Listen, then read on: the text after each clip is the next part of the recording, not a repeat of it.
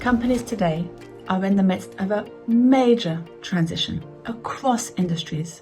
Companies are reshaping their business to reduce carbon from their operations and their supply chains. Companies are investing in renewable energy, moving away from fossil fuels. They are reducing the carbon intensity of the materials that they use, switching to lower carbon cement and steel and plastics.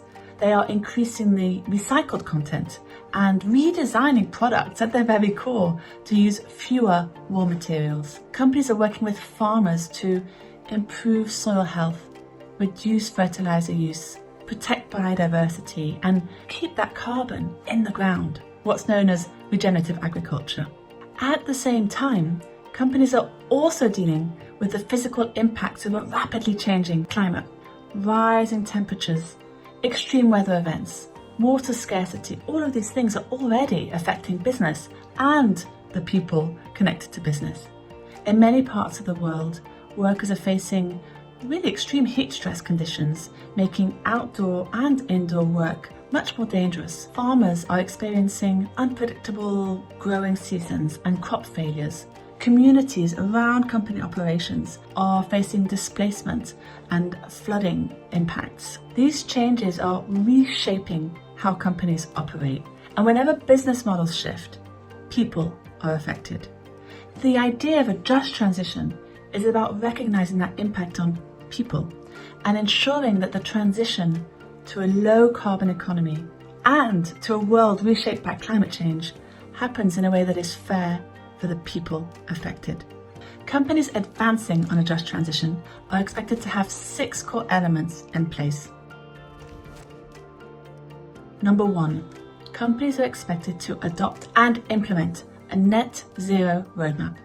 This roadmap needs to be science-based, and it needs to seek to align the company's business model and strategy with limiting global warming to 1.5 degrees. Number 2, companies are expected to undertake human rights due diligence on the risks and impacts connected to the transition.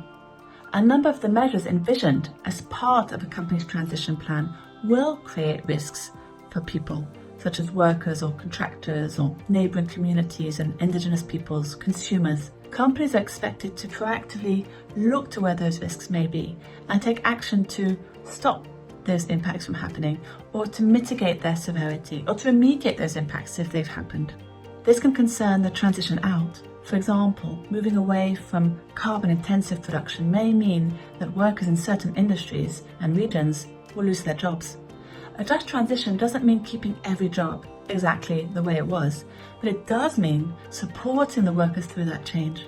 For example, by investing in reskilling programs, or helping workers transition to new roles, or working with governments and other partners to support new employment pathways for those workers. This can concern the transition in, as companies invest in new supply chains, new human rights risks emerge.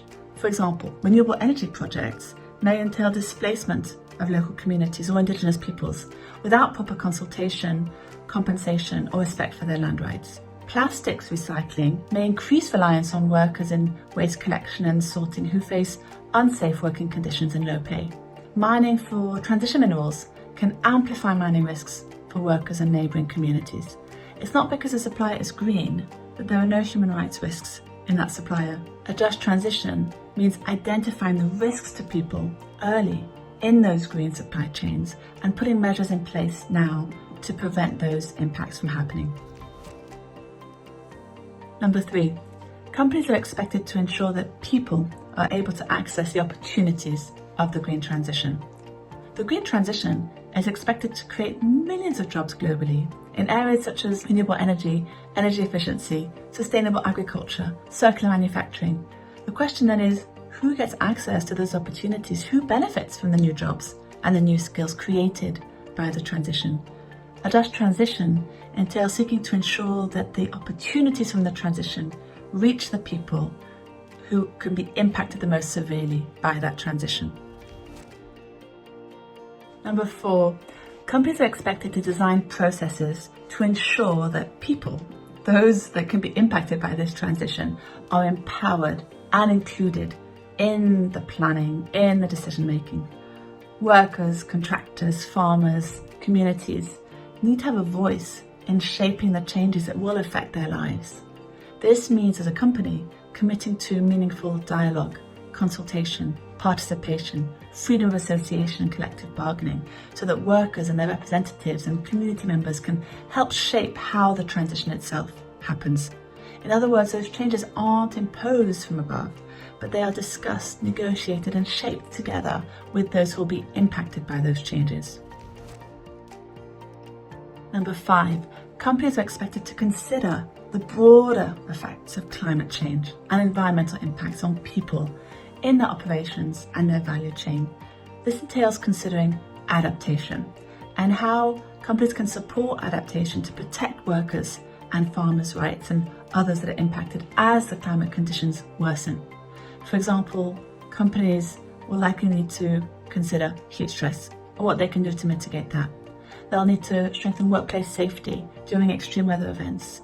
They will need to consider income protection if climate disruptions halt the work. Companies may also need to support their suppliers to adapt. For example, working with farmers to adapt to changing weather with climate resilient crops and living incomes.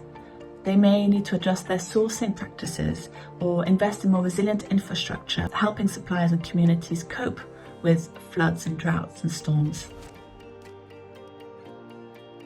And number 6, companies are expected to reconsider their business models and embrace approaches that restore ecosystems, that share value and empower workers and uplift communities.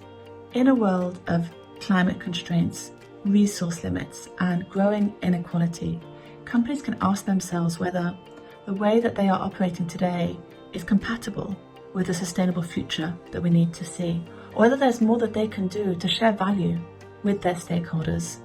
Committing to and implementing a just transition is not just a nice to have, it's expected by international frameworks, by investors, by stakeholders. It's increasingly expected in laws and regulations and court decisions, and ultimately it's key to ensuring that the very transition itself can happen successfully, which is key for business, but also for people and for planet.